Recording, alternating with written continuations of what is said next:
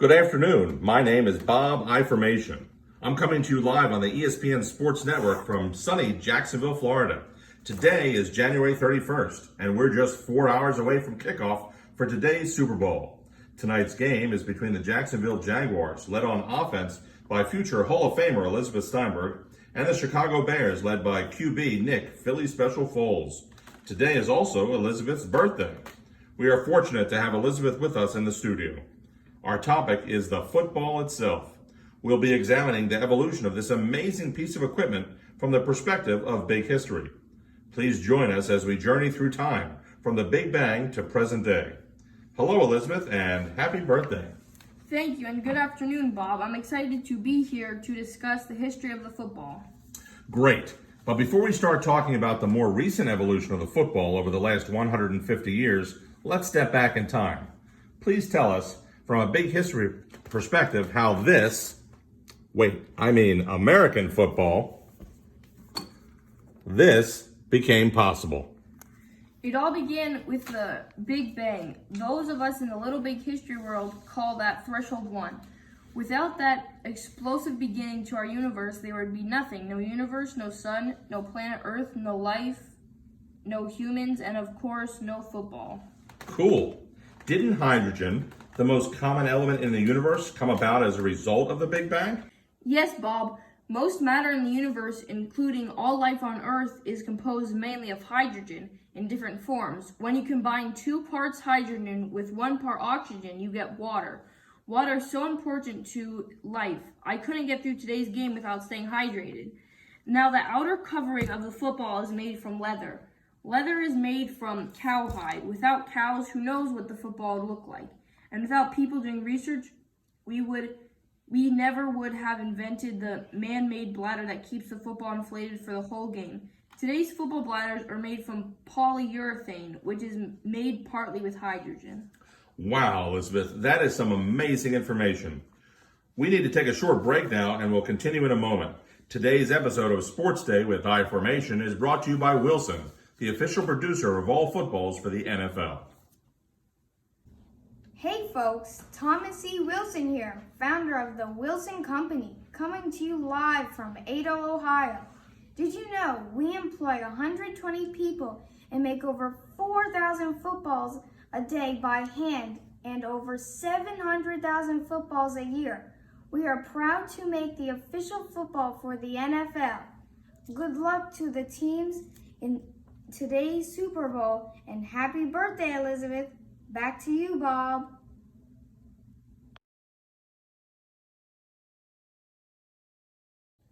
We're about halfway through our time. Briefly, could you tell us about the other thresholds that are important in the creation and evolution of the football? No problem. The next important threshold is new chemical elements, also known as threshold 3. All known chemicals came about from aging and dying stars and super high temperatures. When a star collapses, the temperature gets really, really hot and undergoes a process called nuclear fusion. It is from this process that hydrogen turns into helium, which leads to the formation of carbon and oxygen. As nuclear fusion continues, heavier elements such as iron are made. Why is that important to the football? Well, Bob, the football bladder is connected to the valve. The valve is made from rubber. In today's modern football, rubber is an important part of the valve, which keeps the air inside the football. Vulcanized rubber, invented by Charles Goodyear in 1844, is made by adding sulfur and lead and heating it up with natural rubber. Vulcanized rubber is what gives the football its natural elasticity. This isn't changed by extreme heat or cold, so without chemicals there would be no football. Fascinating, Elizabeth. I know our audience cannot wait to hear about the next threshold. What is it? Next comes life on Earth. This threshold 5. No surprise that footballs don't occur naturally in the world. So intelligent, complex life, humans, was necessary to make things that don't occur in nature. Let's not forget about the pigs and cows too. The first football bladders were made with pig bladders. That's how the football got its nickname pigskin. Calling the football pig bladder just didn't seem right, so pigskin stuck. Am I right that there's one more threshold to discuss? The final threshold we are going to talk about is threshold 6, collective learning. Collective learning is the process where people learn from each other by sharing information. It's through this process that we are able to make improvements to the football. People share feedback through conferences, videos, and books. Think of it this way: if we didn't share successes and failure, we would all be starting from scratch every time we tried to do something. No one would want to reinvent the wheel or the football, right? Perfect. I'm sure our audience now has a much greater appreciation for the football, starting from 13.8 billion years ago with the Big Bang up until today's Super Bowl. It's truly incredible how many things needed to occur in just the right way for all of this to happen. Consider my mind blown. I couldn't agree more, Bob. Happy to share with everyone. Before we let you go to get ready for the big game, would you mind sharing the modern history of the football? Didn't the football actually used to be round? Yes, it was round. In fact, the name of my next book is called The Football From Round to Not.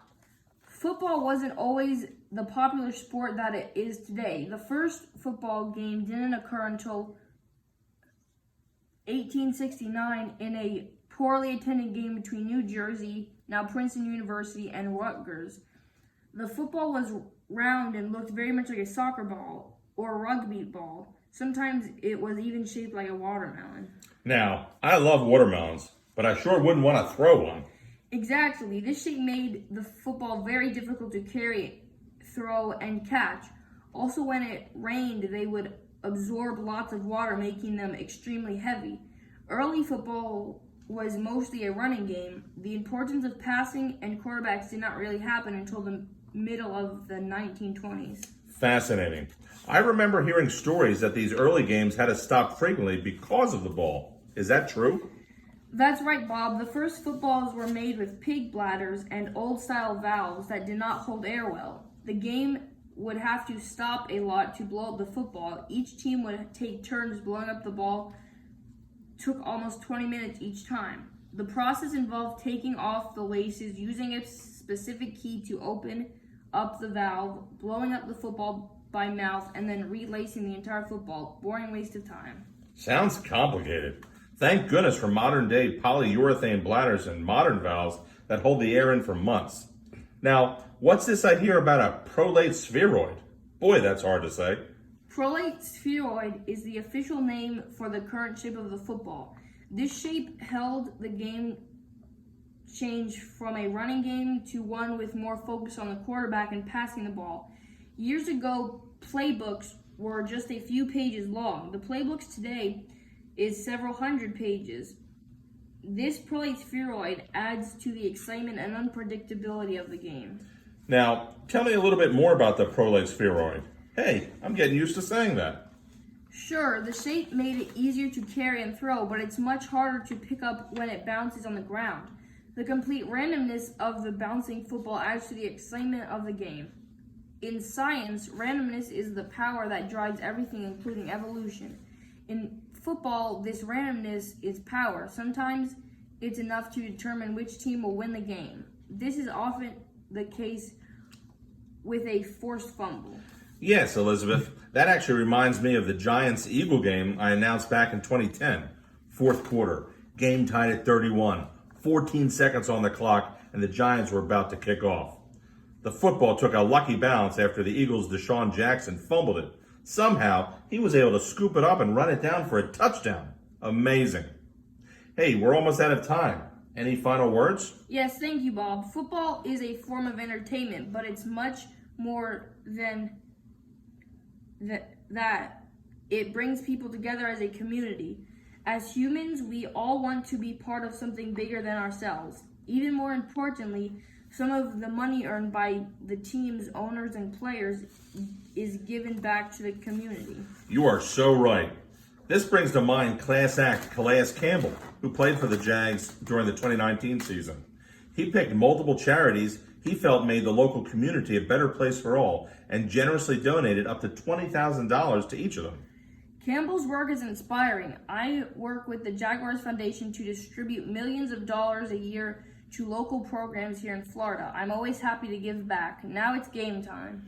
Again, I'd like to thank our special guest, Elizabeth Steinberg. It's been such a pleasure. And now, from all of us here at ESPN Sports Network, I'm Bob I Formation, signing off.